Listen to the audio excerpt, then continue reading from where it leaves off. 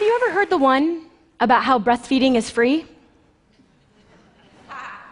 Yeah, it's pretty funny, because it's only free if we don't value women's time and energy.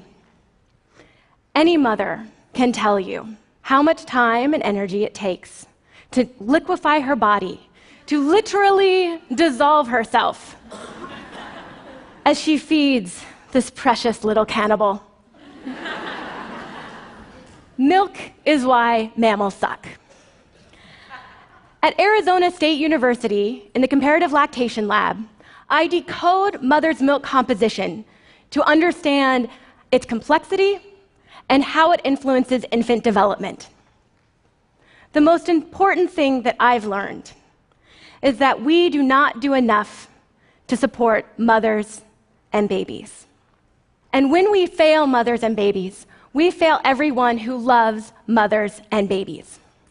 The fathers, the partners, the grandparents, the aunties, the friends and kin that make our human social networks.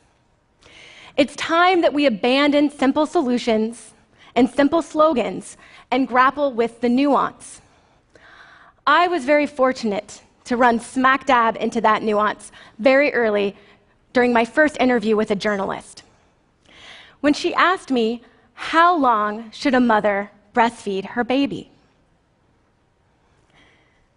And it was that word should that brought me up short. Because I will never tell a woman what she should do with her body. Babies survive and thrive because their mother's milk is food, medicine, and signal. For young infants, mother's milk is a complete diet that provides all the building blocks for their bodies, that shapes their brain, and fuels all of their activity. Mother's milk also feeds the microbes that are colonizing the infant's intestinal tract.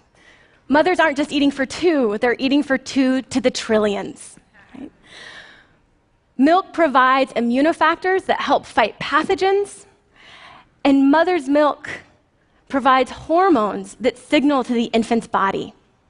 But in recent decades, we have come to take milk for granted. We stopped seeing something in plain sight. We began to think of milk as standardized, homogenized, pasteurized, packaged, powdered, flavored, and formulated. We abandoned the milk of human kindness and turned our priorities elsewhere. At the National Institutes of Health in Washington, D.C., is the National Library of Medicine, which contains 25 million articles, the brain trust of life science and biomedical research. And we can use keywords to search that database. And when we do that, we discover nearly 1 million articles about pregnancy, but far fewer about breast milk and lactation. When we zoom in on the number of articles just investigating breast milk, we see that we know much more about coffee, wine, and tomatoes. We know over twice as much about erectile dysfunction. And I'm not saying we shouldn't know about those things. I'm a scientist. I think we should know about everything. Okay? But that we know so much less about breast milk, the first fluid a young mammal is adapted to consume, should make us angry. Globally, 9 out of 10 women will have at least one child in her lifetime. That means that nearly 130 million babies are born each year.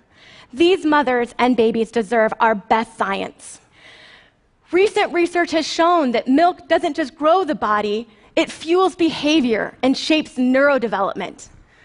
In 2015, researchers discovered that the mixture of breast milk and baby saliva, specifically baby saliva, causes a chemical reaction that produces hydrogen peroxide that can kill staph and salmonella. And from humans and other mammal species, we're starting to understand that the biological recipe of milk can be different when produced for sons or daughters. When we reach for donor milk in the neonatal intensive care unit or formula on the store shelf, it's nearly one size fits all. We aren't thinking about how sons and daughters may grow at different rates or different ways, and that milk may be a part of that. Mothers have gotten the message, and the vast majority of mothers intend to breastfeed, but many do not reach their breastfeeding goals. That is not their failure. It's ours.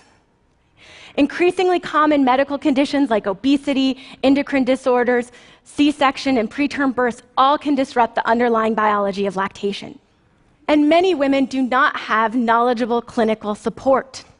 25 years ago, the World Health Organization and UNICEF established criteria for hospitals to be considered baby-friendly that provide the optimal level of support for mother-infant bonding and infant feeding. Today, only 1 in 5 babies in the United States is born in a baby-friendly hospital. This is a problem because mothers can grapple with many problems in the minutes, hours, days, and weeks of lactation. They can have struggles with establishing latch, with pain, with milk letdown, and perceptions of milk supply. These mothers deserve knowledgeable clinical staff that understand these processes. Mothers will call me as they're grappling with these struggles, crying with wobbly voices. It's not working. This is what I'm supposed to naturally be able to do. Why is it not working? And just because something is evolutionarily ancient doesn't mean that it's easy or that we're instantly good at it. You know what else is evolutionarily ancient? Sex. And nobody expects us to start out being good at it. Clinicians best deliver quality, equitable care when they have continuing education about how to best support lactation and breastfeeding. And in order to have that continuing education, we need to anchor it to cutting-edge research in both the life sciences and the social sciences. Because we need to recognize that too often, historical traumas and implicit biases sit in the space between a new mother and her clinician. The body is political. If our breastfeeding support is not intersectional, it's not good enough. And for moms who have to return to work because countries like the United States do not provide paid parental leave, they can have to go back in as short as just a few days after giving birth. How do we optimize mother and infant health just by messaging about breast milk to moms without providing the institutional support that facilitates that mother-infant bonding to support breastfeeding? The answer is we can't. I'm talking to you, legislators, and the voters who elect them.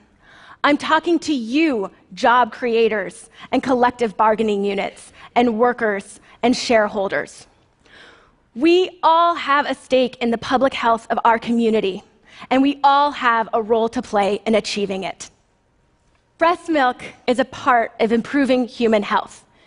In the NICU, when infants are born early or sick or injured, milk or bioactive constituents in milk can be critically important. Environments or ecologies or communities where there's high risk of infectious disease, breast milk can be incredibly protective. Where there are emergencies like storms and earthquakes, when the electricity goes out, when safe water is not available, breast milk can keep babies fed and hydrated. And in the context of humanitarian crises, like Syrian mothers fleeing war zones, the smallest drops can buffer babies from the biggest global challenges. But understanding breast milk is not just about messaging to mothers and policymakers. It's also about understanding what is important in breast milk so that we can deliver better formulas to moms who cannot or do not breastfeed for whatever reason. We can all do a better job of supporting the diversity of moms raising their babies in a diversity of ways.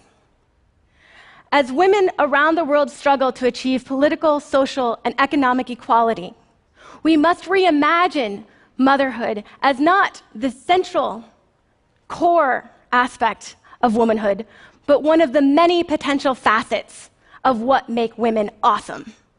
It's time.